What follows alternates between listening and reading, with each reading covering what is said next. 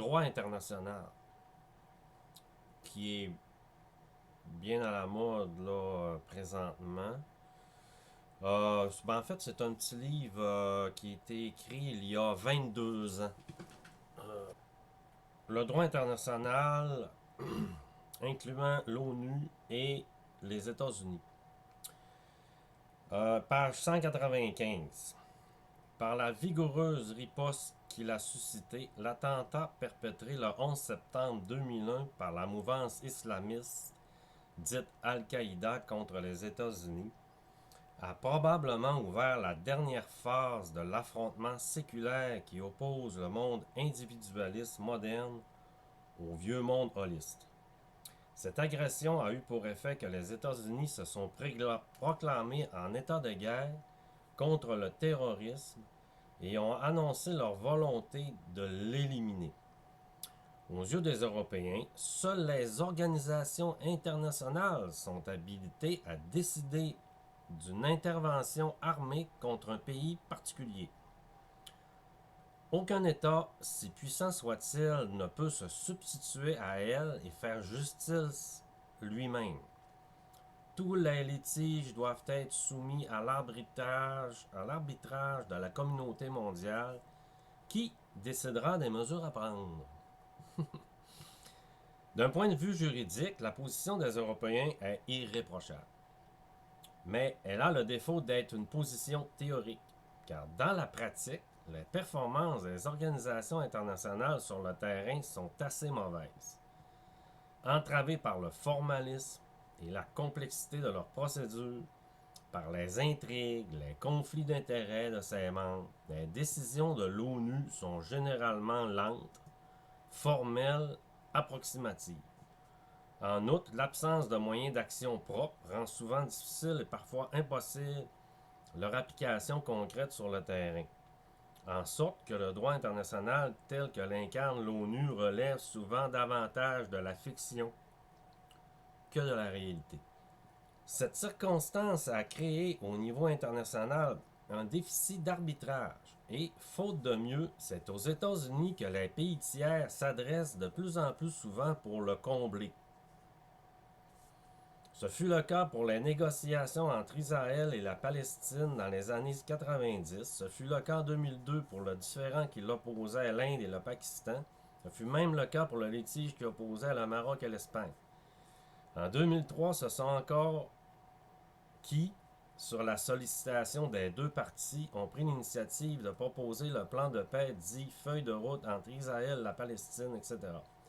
Tout se passe donc aujourd'hui comme si les États-Unis étaient aspirés, qu'ils le veuillent ou non, dans le vide créé par la défaillance de l'ONU et sommés de se substituer à l'organisation internationale, sur laquelle ils ont l'avantage d'avoir une volonté claire et une force immédiate mobilisable qui leur permet d'intervenir rapidement et efficacement en cas de besoin.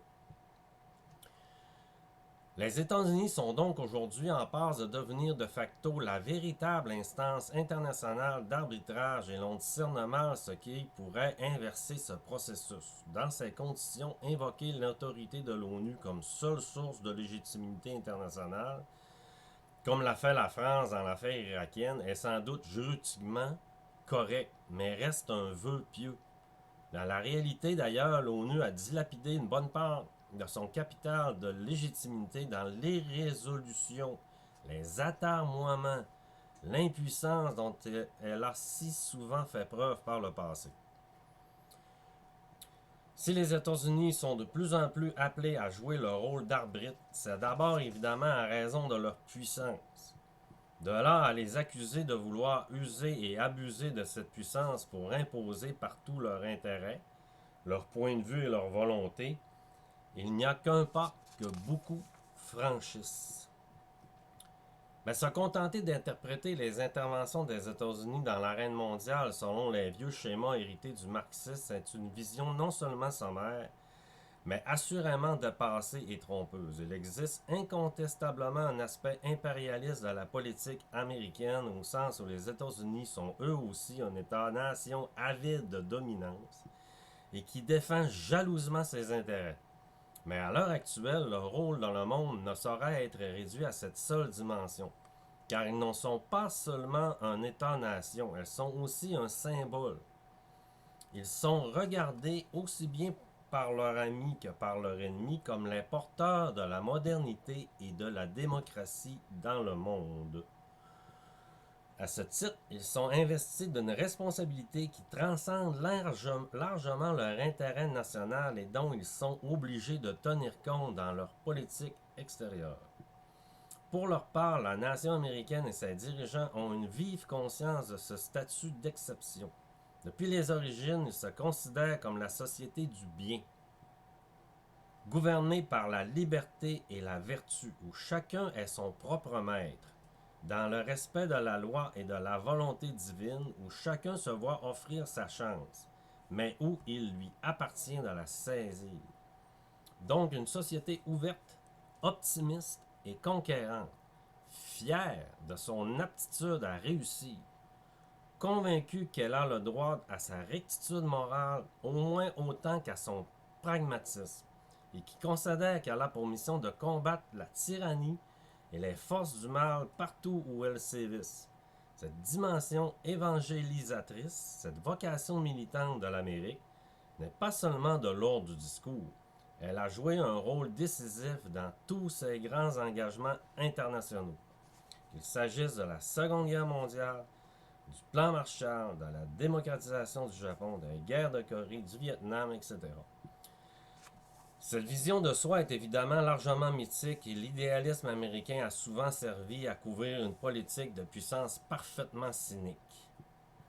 Il est arrivé plus d'une fois à la grande démocratie américaine de soutenir des régimes dictatoriaux et corrompus, de défendre ses intérêts économiques et stratégiques dans une grande brutalité et sans trop se soucier des dommages causés aux autres. Mais même si son comportement n'a pas toujours été à la hauteur de l'image qu'elle veut donner d'elle-même, la plupart de ses initiatives de politique extérieure, même les plus contestables, n'en ont pas moins été marquées par une dimension morale, en ce sens qu'elles s'inscrivaient dans un projet global visant à combattre la menace que faisait peser sur le monde le nazisme, puis le communisme et aujourd'hui l'islamisme. 2004. Le statut symbolique de porteur de la modernité qu'assument les États-Unis se superpose ainsi à leur statut empirique d'État-nation et donne à leur politique une dimension supplémentaire qui transcende la précédente. À ce titre, leur initiative conduisent, qu'ils le veuillent ou non, à assurer la promotion de la modernité dans le monde.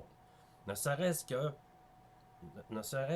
parce que, comme tout un chacun, ils souhaitent voir les autres ressembler à ce qu'ils sont eux-mêmes. Exactement de la même manière que les interventions de l'ex-URSS dans la politique mondiale avaient l'effet contraire, provenant d'une puissance néo-holiste qui avait reconstitué des formes de société archaïques. Elles concouraient à tirer l'humanité en arrière, vers la généralisation du recul historique que l'URSS incarnait. C'était la petite nuance que je voulais parler au niveau du droit international, de l'ONU et des États-Unis par rapport à ce qui est arrivé avec notre ami Maduro. Bonne journée.